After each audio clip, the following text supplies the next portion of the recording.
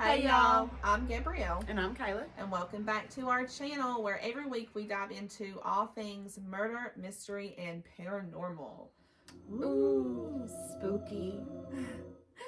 I want you to picture this. The best pie you've ever eaten. Your favorite golden flaky crust. That warm gooey center. Being served by a loved one that you trust. Maybe a parent, sibling, grandparent, or spouse, smiling with warmth and love as they hand you that slice of pie, and it looks so good. Brings you back to your childhood, doesn't it? Or maybe a heart-filled memory. Now imagine finding out that they've lied to you. The pie has been deliciously poisoned. Your body begins to pump shards of agony through your veins, looking at the reaper you once loved as your heart finally finishes breaking permanently. The scenario that just played out is the real-life horror of Nanny Doss's victims. Nanny Doss was born in 1905 to a family of farmers, Jim and Louise Hazel, in Blue Mountain, Alabama. And I don't know why, but Blue Mountain sounds so mysterious. Mystical. Yes. And beautiful and country. And yes. And I'm going to be very disappointed if I Google this later and it looks like our area. Bummy. So, she was one of 5 siblings. Mm-hmm.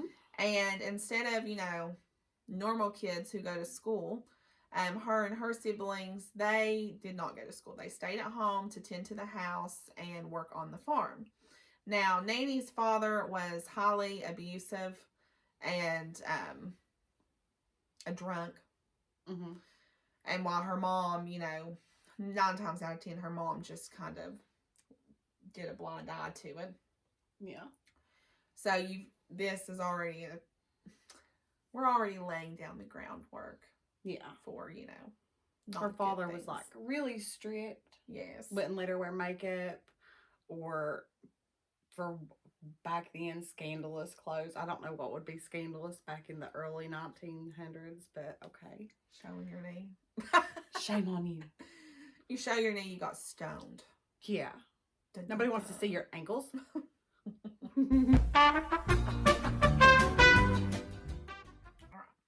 So at 7 years old, Nanny ends up getting a head injury. You want to tell about the head injury? Well, supposedly she was on a bus, I believe. A train. Yeah. She was on a train and she hit a metal pole. I don't know if it was the kind that you hold on to this way or if it was one up on the ceiling or what, but I'm going to assume it was one that you just hold on to on a train. So she smashes her head into this metal pole, damaging the frontal lobe, which is where we store all of our morals and values and our character. Is pretty much in your frontal lobe. And it's really common in serial killers to have some sort of a brain injury. Yeah. Usually at an early age. So this may be where everything started for her because they even speculated that it caused her headaches, severe depression, and a few other things I'm just not remembering. But anyway, she damaged her frontal lobe and it affected the rest of her life. Yes. So then we're going to move forward to now she's a teenager. Well, teenager Nanny, just like most teenagers are, obsessed with love. At least girls are. Yeah. So she loved romance novels. She loved reading romance novels, romance magazines, and one of her favorite things to do was to read the Lonely Hearts column. And which she probably, that was probably like an escape from her horrible reality of not having a life. Not much love in her family, so she's reading about it instead. Yeah. Mm-hmm. Dreaming about possibilities. Dreaming about her dream life. Yeah. Well, now she's 16 years old. And at the age of 16, her father ends up pressuring her to marry a man that she's only known for 4 months, Charlie Braggs. Well, from 1921 to 1927, They ended up having 4 children. Mm-hmm. And it wasn't shortly after they got married, his mother-in-law moved in with him. Yeah. And, you know, even if her mother-in-law would have been picture perfect, I'm assuming that would be hard. That'd be a strain on a relationship in general. Yes. Having another grown person there, especially the mother figure, the person you're supposed to be kind of filling the shoes for. Yes. I mean, that's what you do. Come in and tell you, no, you're doing this wrong, or, you know, yeah, I have the perfect son and you need to be better to him. So I'm sure Manny, the marriage was kind of doomed from the beginning. Yeah. Yeah, well, that's exactly how her mother-in-law was. Her mother-in-law showed behaviors just like her father was. You know, her son could do no wrong. Nanny could never, you know, satisfy her in any shape, way, or form, anything that she did. Well, one day... And the husband was not so great, okay? No, Charlie was an alcoholic, a drunk, and a cheater too. Probably why her father and him got along so well. Probably. Well, so Charlie ends up coming home from work one day to 2 of his toddlers, his middle children, their middle children, to being sick. And at this time, Nanny claims it's just food poisoning. Well, they didn't even make it through the night. They end up passing away. And later on, you know, it's found out it was through arsenic poisoning. Now, they think, though, that maybe at this point in time, that Nanny had Munchausen syndrome. And if you don't know what Munchausen syndrome is, that is a mental disorder that causes you to fake an illness to get like sympathy and things like that. A lot of y'all probably know that from, what was that girl's name? Gypsy Rose. Gypsy Rose. They think, you know, that her mom had Munchausen's. Yeah. Well, of course, nothing is ever, you know, done about that. They just think that they died from food poisoning. But now Charlie swears up and down that, you know, he just had a feeling, like he felt like that she had done something. Yeah. So he ends up taking the oldest daughter and then leaving the newborn, their youngest with her, which I don't understand. Like I don't even know why she chose the middle kids. I don't either. Anyway, but who knows? So he takes the grown. Yeah, he takes the oldest and leaves the youngest with her. Yeah. Well, then, so he's gone, and he comes back, and he has a girlfriend now. And he's like, you know, I'll make you a deal. I will give you your daughter back if you will divorce me. Okay, bet. Say less. And that's exactly what she did. She's like, all right. So they get divorced, and she gets her daughter back. So she gets her daughter back, and she ends up moving back in with her mom. And she starts working at the cotton mill again. And now she's looking at the Lonely Hearts column to find her a man. Well, it's here where she ends up meeting Frank Hansen. And honey, he wrote her letters, poetry. I mean, he was perfect, like perfect on paper. Prince Charming. Yes. Or so she thought. Mm-hmm. They end up moving to Jacksonville. At the age, well, she's 24 at this time. So at the age of 24, she moves to Jacksonville and they get married. He ended up being like the same way. He was a cheater, an alcoholic.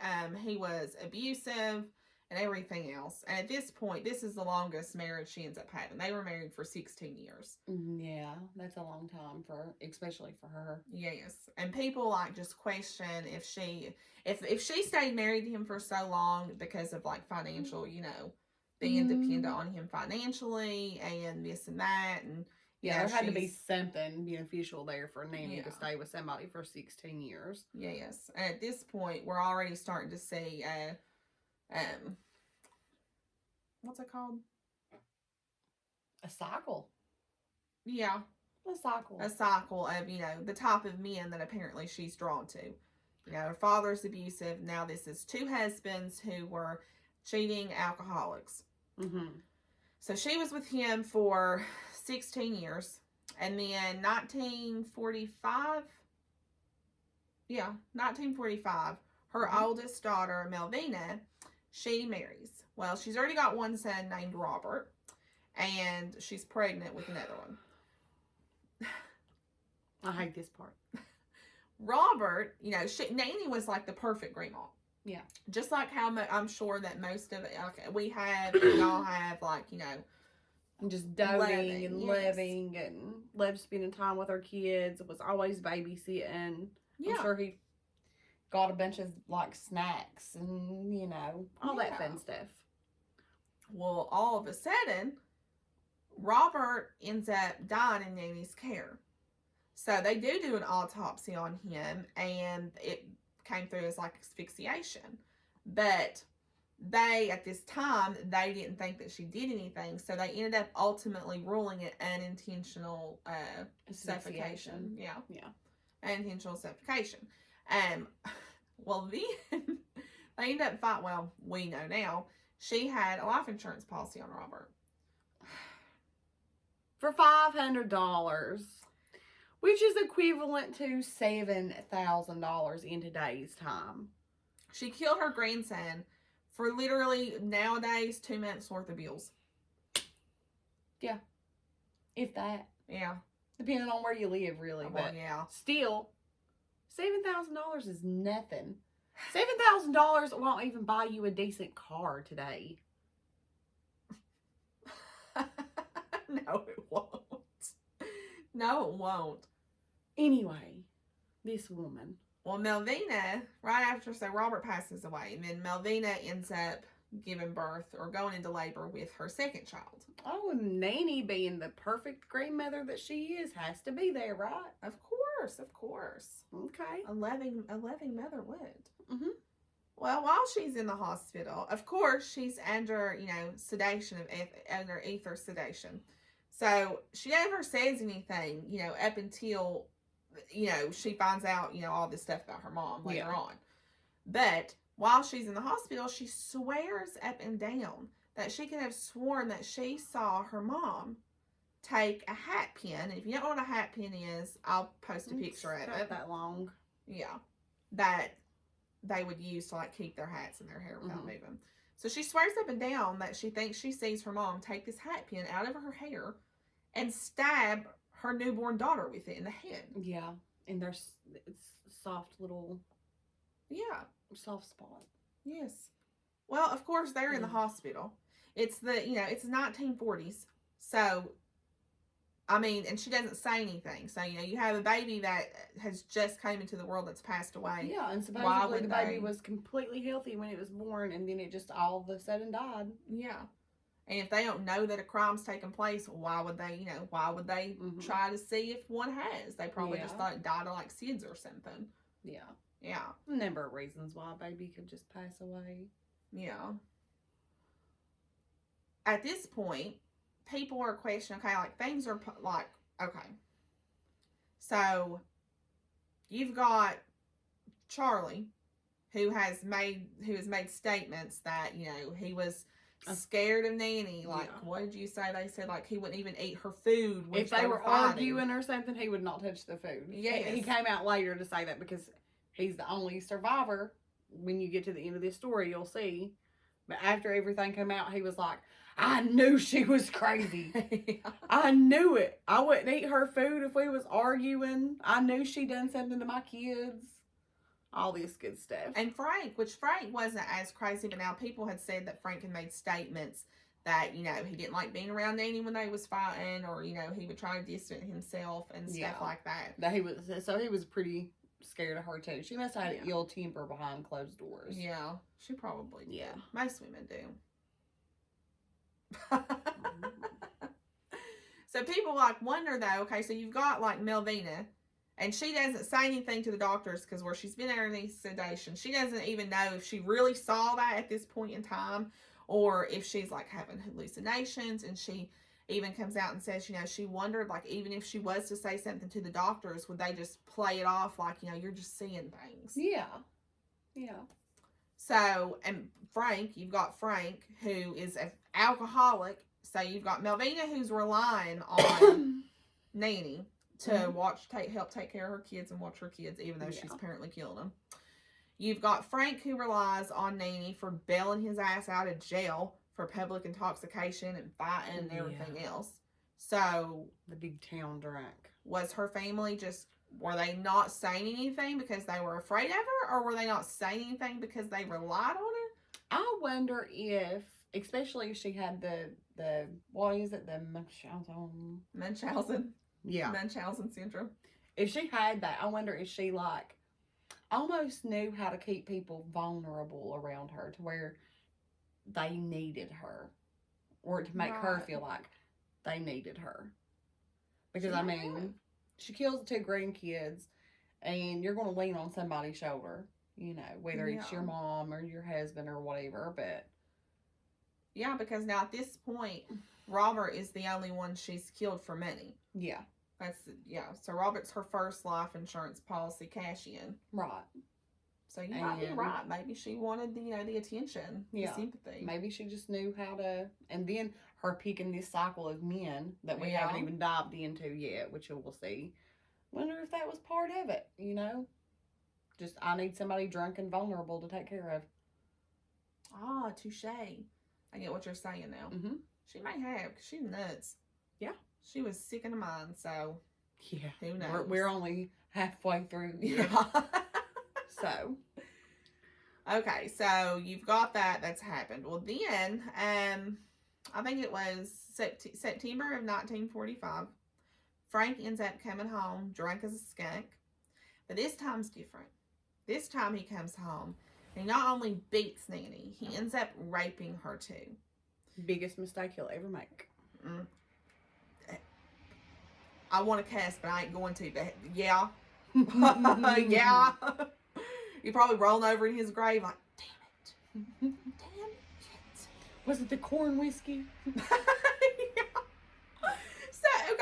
So he comes home drunk, he rapes and beats her. And Nanny's like, this will be the last time you lay a hand on my head. Yeah. I just bleep that out. So she goes out to the yard. She gets the idea, I'm going to go out to the yard and I'm going to pick up his corn whiskey. Mm-hmm. And she laces that with arsenic. And what do alcoholics do when they wake up? He goes out there and he grabs his whiskey. And he drinks it and he passes away. Surprise, surprise. Bye-bye, Frank. Well, they didn't question that. Hey, because he was been the to town jail. drunk. Nobody cared about it. That's like, even today's time, nobody cares about the town drunk or the crackhead on the road. Or No, nobody's, if they pass away, nobody's going to question nobody that. cares. That's just the sad truth. Yeah. Unfortunate, but true. Yes. After he passes away, Nanny ends up skipping town. Okay, so it's been, at this point, it's 18 years, okay? It's been 18 years. In 18 years, she's killed 5 people. She's now killed her 2 children, 2 toddlers, 2 grandchildren, and her first husband. Well, second husband, but first husband she's murdered. Yeah. And this is where things start to get sloppy as hell. Mm-hmm. This is where she starts to mess up royally. Yeah. I think she's just leaving on the thrill at this point. Oh, yeah. Thrill Definitely. For the kill. Yes. Okay. So now it's 1947. And surprise, surprise, she skips back to the Lonely Hearts column to find herself another husband. And it's here where she ends up meeting Arlie Lanning. Arlie. I want to say Artie or Archie so bad. That's because in every other, like, podcast or whatever we listened to one podcast and they kept it was Artie. Artie. We replayed that 1,200 times. Like, huh? Because we were calling him Archie. And then it was Artie. And now it's Arlie. I had to Google that. So Arlie was his legitimate name. So, got that one right. She meets Arlie. And she meets him and they move to Lexington, North Carolina and get married. Mm-hmm. Well, Arlie was the same as everyone else was. He was an alcoholic and he was a womanizer. He wasn't just a cheater. He was a womanizer. Okay. Yeah. He could roll them in. Yeah. And it's at this point, if I'm not mistaken. No, I am. I'm not mistaken. Okay. So it's been 3 years. Now it's been 3 years till she's met Arlie. So people question if she like rushed and married him because it's been 3 years. So did she run out of money? She's been traveling and skipping towns. Did she run out of money? And so now she's, had to marry another man. So she gets with Arlie. What money? The insurance money. From Frank? No, from Robert. She gets with Frank. She lived on $7,000 for 3 years? That's what people wonder. She got, they were married, so she would have taken... No, people. That would never happen. Well, she would have taken whatever money that he had after he died, too, because they was married. Okay. So you've got that in the life insurance money, and she had the life insurance money, and it was like, it wasn't even that long after Robert died that she met Frank, so. Okay. So she really likes Arlie. But like I said, he was a womanizer, whatever, and she ends up murdering him too, poisoning him with prunes. Stewed prunes and prune pie apparently was her specialty, and everybody loved it, I'm assuming. Oh, that sounds so good. Jeez, I don't even want to talk about that. I've never tried prunes. Like, I guess I'd try it. And I wonder if she was famous for the prunes. Just because, prunes are known to, like, make you go. You know what I mean? Yeah, like, and, like, make your stomach flip a little bit. So, I wonder if these people were, like, eating the prunes and, like, 5 or 6 bites in, they're like, oh, man, this is hurting my belly a little bit. And then the next thing you know, they're knocked over. Well, yeah. Dead. Because they probably wouldn't freak out at first. Yeah. It makes you go to the bathroom. Yeah. So, maybe that's why. Who knows? Nasty prunes. So she ends up poisoning him too with her famous prunes. Mm-hmm. Well, it's just a few days after the funeral, she burns the house down because she didn't have a life insurance policy on, but she did have a insurance policy on the house. Right. And if she wouldn't have burnt the house down, he'd actually had it in his will that his house was going to go to his sisters, and she wasn't going to let that happen. Mm-mm. So she burns the house down, collects on the insurance money, like I said, all a few days after the funeral. And Arlie's sweet mom, who's like in her 80s, is like, you can come live with me until you get back up on your feet, like. And this just goes to show how fooled she had people. Yes. Like, she was just the sweetest woman. This woman never even questioned, if she loved her son or not, even though they were only married for a short time. Yeah. So she moves in with Arlie's mom, her mother-in-law, and she was older. I think she lived there for like maybe a year or so, and she died. It may not even been that. She dies mysteriously, but nobody's questioning that either because the woman was in her 80s. So they just think she's died of old age. And I swear, this nanny girl, she had to be one sick individual, okay? Because if one thing ever gets to me in any type of like crime, serial killer, anything like that, it's always babies and old people. And she has now accomplished killing both of them. Yes. Mm-hmm. And she never gave a real reason. Like later on, which we'll get to that, but later on, whenever she does talk about all her murders, she never gave a real reason why she killed Arlie's mom. I'm telling you, I think at this point, she was just literally living for the kill. She probably was. I think she was like addicted to it at this point. It might have started out innocent or accident, and then it was like that God complex that some people talk about. Yes. Yeah. She might have just, got addicted. There's lots of things to be addicted to, but kids, murdering ain't one of them, all right? So let's not do that. No. Not a good idea. So moving forward from her killing him, it's now 1950. So 1950, her sister, who may I mind you, she's not seen in 30 freaking years. So she's not seen her sister in 30 years, but yet her sister has been sick with cancer, and she decides now is a perfect time to move back to Alabama to help take care of her sick sister. Yeah.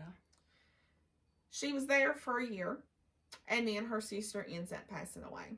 Once again, nobody's questioning Nanny. No. Her sister was ate up with cancer.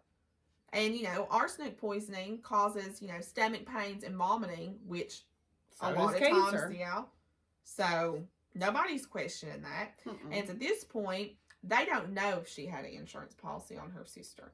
They don't know if she had an insurance policy on her sister or if she, just took things out of the house. Yeah. So, we don't know about that one yet. But if it was me and I was her friend, if I was her family or somebody, which, well, no, because nobody really knew her. But if they did, Like, you ain't seen your sister in 30 years, and now you're going to go to help take care of her. And seeing this goes back to that syndrome. Munchausen syndrome, yes. Maybe she went to go take care of her sister to feel needed and wanted, and because after 30 years, I would forget you even existed. I probably wouldn't even. Well, back then too, you didn't have social media, so like I just wonder, like when she showed up, did she even know that was her sister? After 30 years, yeah. Like if I had not seen you in 30 years, and we not have social media, and I had not seen pictures or whatever, I would like to think that I would. But to go 30 years and not see each other, you don't really know what you grow. And listen, I'm one of those people. Like a lot of people still look like the same as they did as a kid. Yeah. No, I look totally different than what I did as a kid. So if you could have known me when I was little up until now, and you would not think I was the same person. But anyway, I think I'm different too. We should post pictures. I'm going to post pictures of us now. And you tell us, because I don't think I look the same either. I don't. My eye color's different. Yeah. Hair color. Mm-hmm. Everything. Yeah. Now it's 1952. And she ends up, instead of going to the Lonely Hearts column, she ends up signing up for this dating agency. Mm-hmm. And it's speculated she signed up for the dating agency because she thought maybe, higher priced men, Yeah. A better selection. Maybe more established men. Yes. More money. That is where she ends up meeting Richard Morton. And Richard Morton was from Kansas. And he rarely drank, but now he was a charmer. He, Yeah. He knew how to spit some game. Yeah. He was a Mac Daddy. Oh, yeah. Mm-hmm. And she must have really liked him, because now this is the only one. What? Don't get the giggles again. It just registered. You were like Mac Daddy. Mac Daddy. Daddy. So she's with Richard. Uh-huh. And she met, like I said, she must have really liked him, because this is the only one she's like, in 1953, she's like, I want you to meet my mom. Oh, okay. So she invites her mom. Her mom comes down and meets him. Now, nobody really knows what happened. We don't know if maybe, like, her mom didn't like Richard, or if her and her mom got into it. Like, we don't know what happened, but something happened. Maybe in her mind, maybe it was finally time to just take her mom out. Because, a lot of these, I don't even want to say serial killers, but a lot of people that come from abusive homes, it's 9 times out of 10, the father is the one that is abusive. And then you've got the mother that is just like the submissive, like turn a blind eye to it. When you listen to these stories, who do they usually like blame? The parents, the mom. The mom. The mom, because the mom never did. My mom could have done something, and she didn't. She just, turned a blind eye to it. And usually it seems more like they have more resentment for the mom than the actual abuser. The abuser, yeah. Yeah. So I wonder if she just clicked in her head like, you know what? I'm getting an itch to kill. It's time to take out mama. I really do. Okay. An itch to kill. Yeah. I think that would be good on a shirt. Well, someday, like, like serial, like that one. It's like serial killers and chill. Uh-huh. Yeah. An itch to kill and chill. That was good. Okay. Yes, I would buy it. I would buy it. So she kills her mom. That was our whole point of that. Yeah. They get in a fight, something happens, and she kills her mom. Yeah. Well, then, right after she murders her mom, she finds out that Richard is seeing his old girlfriend on the side. Tisk tisk. Nay, nay. Nay, nay, she says. She murders Richard. Bye-bye, Richard. Bye. You shouldn't have had that community. You know what? So now it's, she's killed 4 people in 6 years. She went from killing 5 people in 18 years to now she's killed 4 people in 6 years. That's almost a person a year. Yeah. So now things are getting too close. She's getting too fast, too sloppy, too cocky, too quick. Mm-hmm.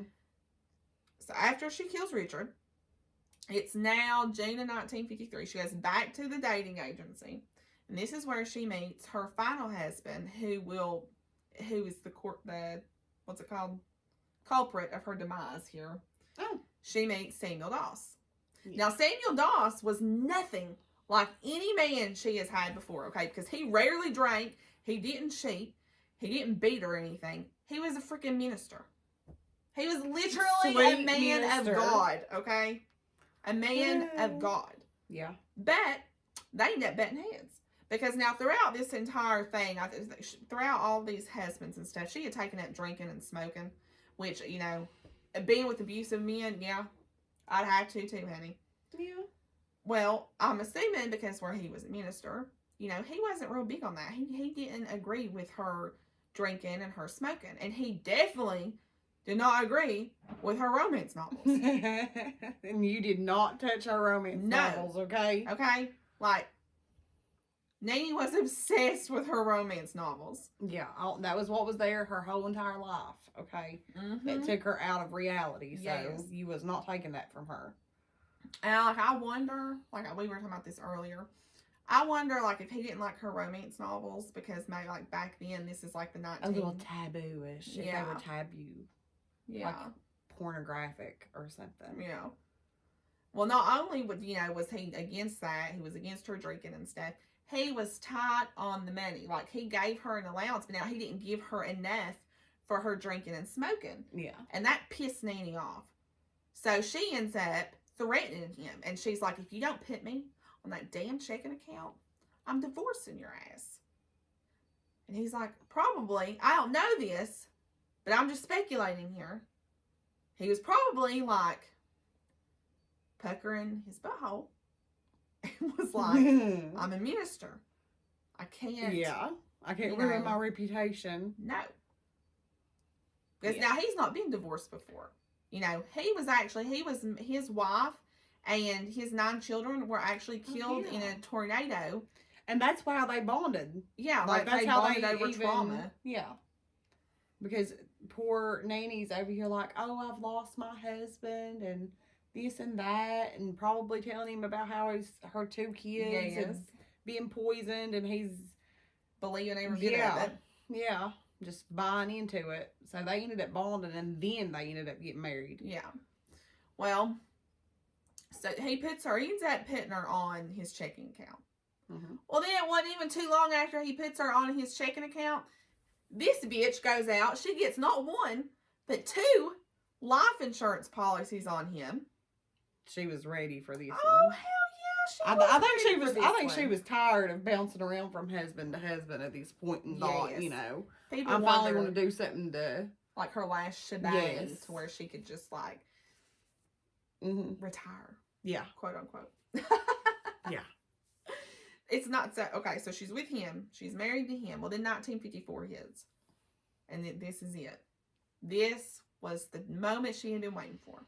He wakes up, and for breakfast, she ends up making him, once again, prune pie and coffee. Well, see, he's different, though. So he eats it, and he gets sick. But see, he's not an alcoholic or anything like that. So he's normal, and when he starts feeling weird, he immediately goes to the hospital. Yeah. Now, they don't find out that it's arsenic poison or anything. They don't even know what it is. But he ends up recovering in the hospital.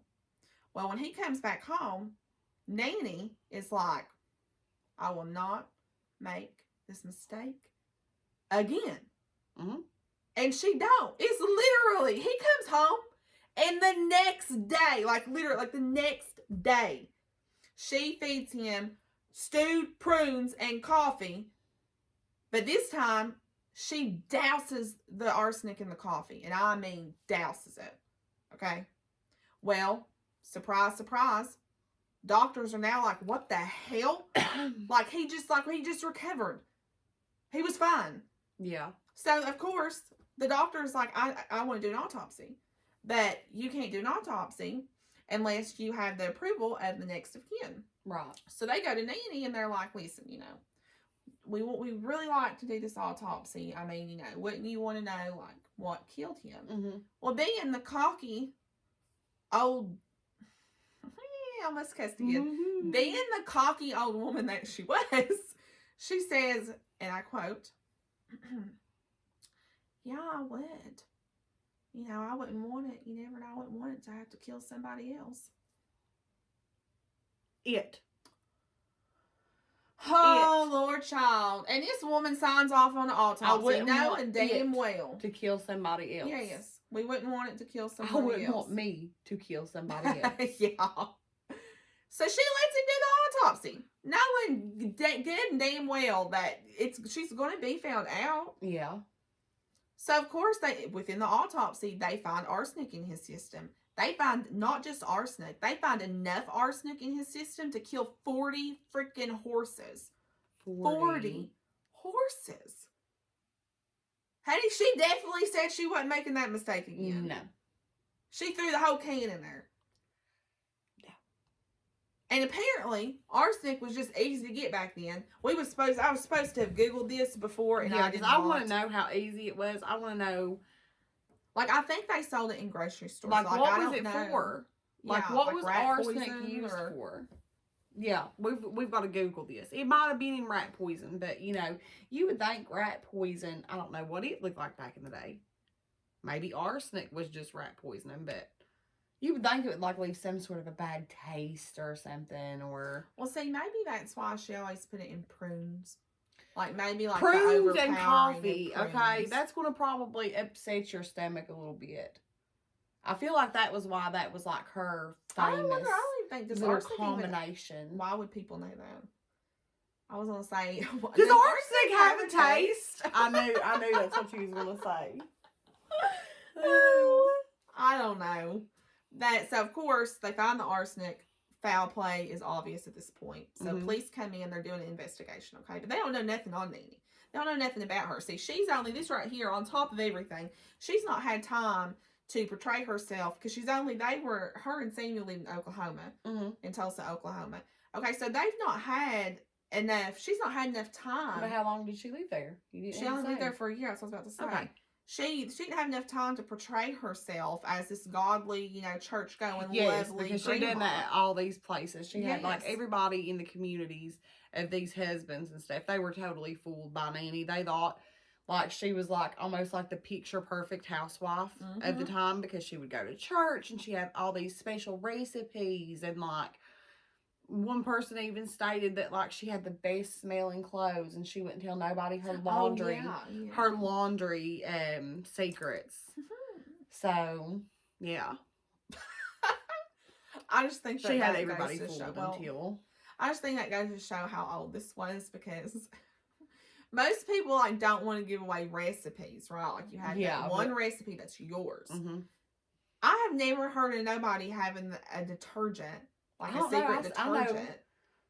The only person I ever knew that done that was Richie's mom, Jeannie. She had her own little concoction of how she, like, what she washed clothes in. Right. But anyway. So, she's only been there for a year, so she's not had time to do all this. So, the police don't know her. But now, while she's at the police station, like, while they're doing all this, they said that she was, like, like a normal grandma. Like, she was lovey, like, she acted very, like, personable. She laughed, she cut up with them. But now, on top of all that, they obviously noticed, well, she's not really grieving. Right. And whenever they're trying to interrogate her, whenever they try to actually ask her questions about, Samuel and what happened, she's dodging the questions. She don't want to answer them. Well, where she messes up, and I don't know where she was going with this. Like, I think maybe she was just that cocky, and where she, all of these husbands were in different towns. Yeah. Like, so she's been, she's traveling. And this is way back in the day when they didn't they weren't really able to connect dots the way we are today. Yes. So they ask her about, do you know Richard Morton? And she's like, no, I don't know Richard Morton. They repeat it a couple of times, I think. And until they pull out their marriage certificate, and they say, well, what does this mean then?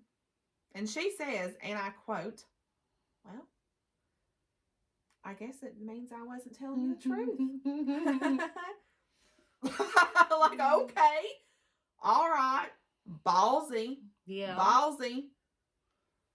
Well, then she's like, you know what? I'll give you a confession. Mm-hmm. If you bring me back my damn romance novel that you confiscated. That's right. And that's why I had to take him out, honey, was because he took my romance novel.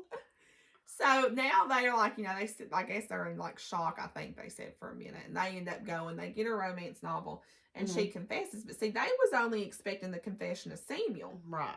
She ends up just confessing to her toddlers, her grandkids, her mother-in-law, her mom, all her other husbands, and they're just like, as a detective, you'd have to be sitting there like, what? Yes. Like at one point, I even wondered if she was lying. Yeah. Well, I mean, wouldn't you think somebody was off their rocker in a way? Well, like, we're taking you in on this one murder.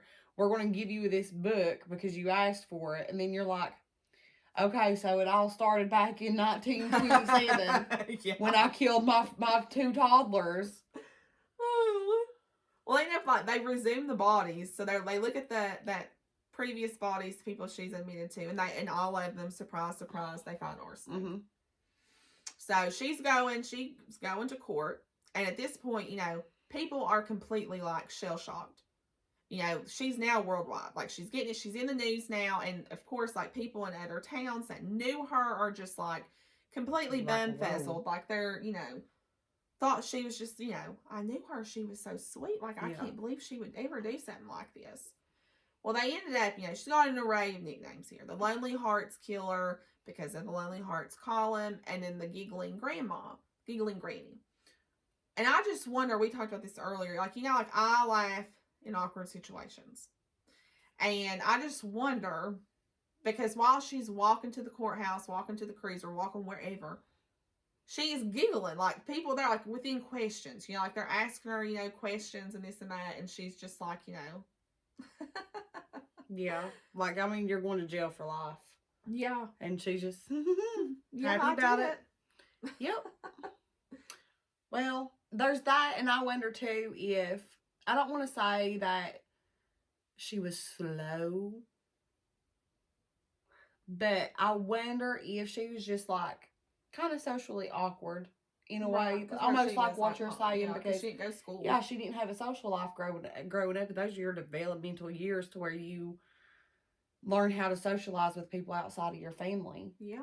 And get developmental type of skills and stuff. So I wonder if she was just a little off her rocker. Well, apparently the judge thought so, because they were fighting for her to get the death penalty, and the judge felt like, that she was mentally not sound and that she had a lack of understanding of the situation. Yeah. So the judge ends up giving her just life in prison.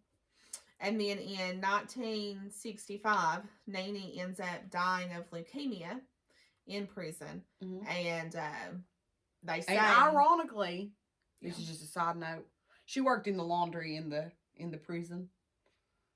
Yeah, she did the laundry in the prison, and well, that's secret recipe. Yeah, I'll post the book on here, because she has like a biography or whatever, like a thing that she wrote. And in it, she talks about how she did the laundry, and that they were short in the cafeterias a lot of times. And she even says, and she laughs about it, that she always offered to help in the cafeteria, but they never let her, and she always just guessed they didn't trust her cooking the food. Yeah. Oh.